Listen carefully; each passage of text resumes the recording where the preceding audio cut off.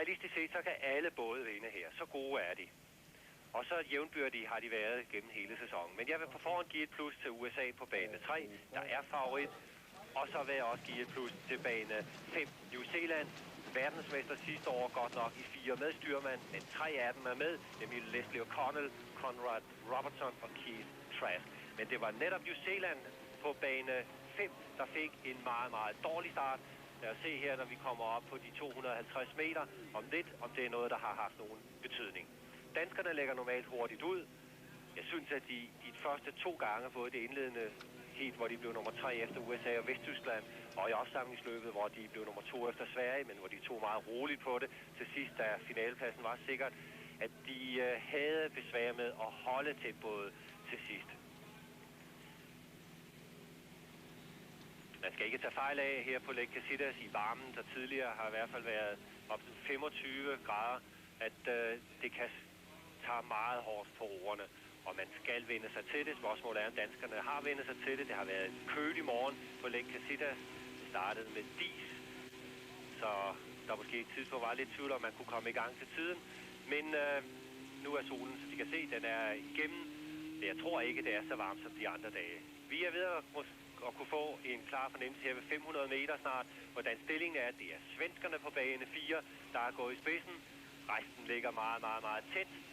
Og danskerne er absolut stadigvæk med, har fået en rimelig start. Men det er også her nærmest Vesttyskland, der er godt fremme. Danskerne ligger i øjeblikket på sidstepladsen. Den danske båd på bane 2 er i øjeblikket bagerst, men det skal vi ikke lægge noget som helst i, som de kan se her. Meget, meget, meget tæt felt. Stadigvæk svenskerne forrest. Svenskerne, som man skal absolut ikke skal undervurdere her. De blev nummer 3 ved verdensmesterskaberne sidste år i den her bådtype.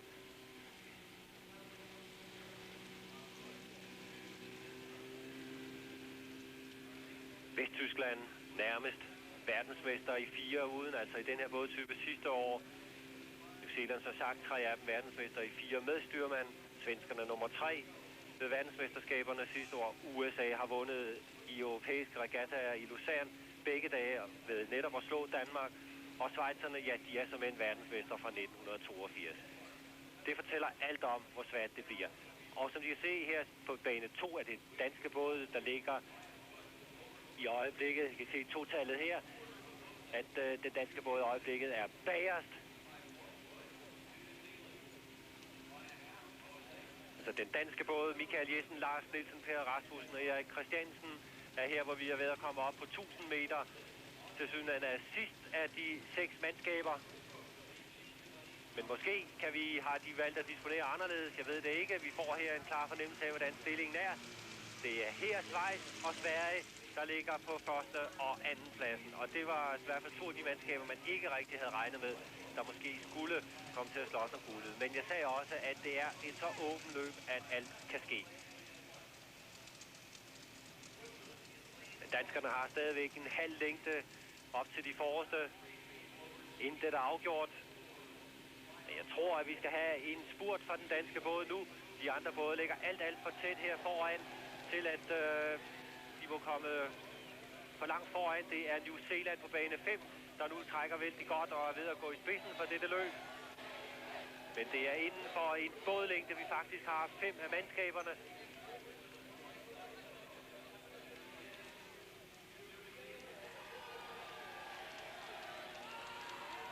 Snart få en fornemmelse af, om danskerne er faldet yderligere bagud. Vi skulle faktisk helt snart kunne se bådspidsen, og det kan vi ikke. Det er stadigvæk det New Zealand, der fører, men det er også USA, der er gået frem på bane 3. Og det er Schweiz, der står på bane 1, der falder tilbage. Vesttyskerne kan vi ikke se i den her, fra den her vinkel.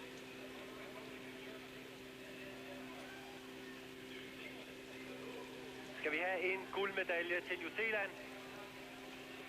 Har store traditioner netop i roning, har vundet guldmedaljer før. Men også Vesttysk. Det her har vi så New Zealand. Her, som I kan se, fører med en halv bådlængde til USA, Sverige, Schweiz, Vesttyskland og desværre den danske båd til. Og nu skal der altså begynde at ske noget, hvis danskerne skal bare have nogen som helst chance for at få en bronzemedalje. Det er New Zealand, der afgjort her har mest fart i båden, og i øjeblikket ligner en vinder.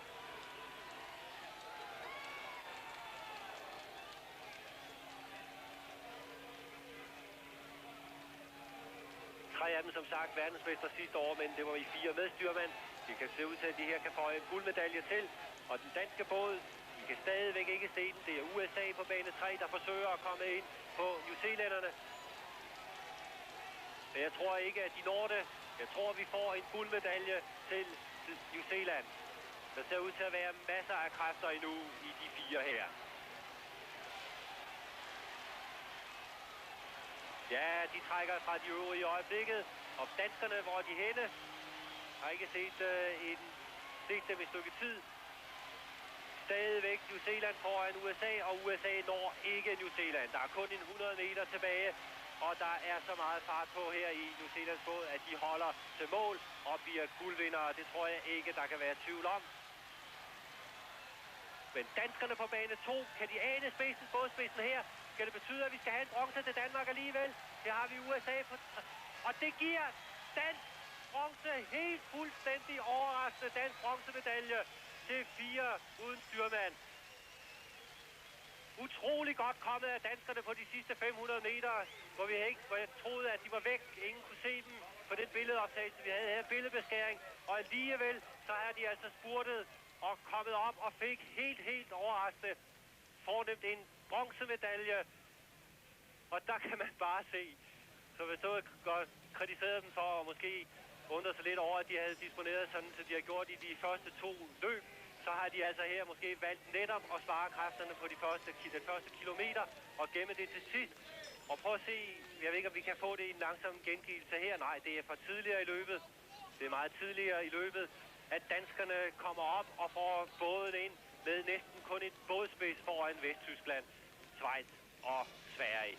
Glimrende præstation af de 4 danskere, Michael Jessen, Lars Nielsen, Per Rasmussen, Erik Christiansen og den anden danske medalje på Lake Casitas.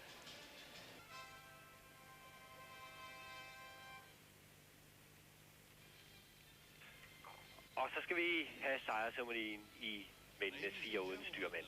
Og det er Michael Jessen, Lars Nielsen, Per Rasmussen og Erik Christiansen, der så skal have deres bronzemedaljer.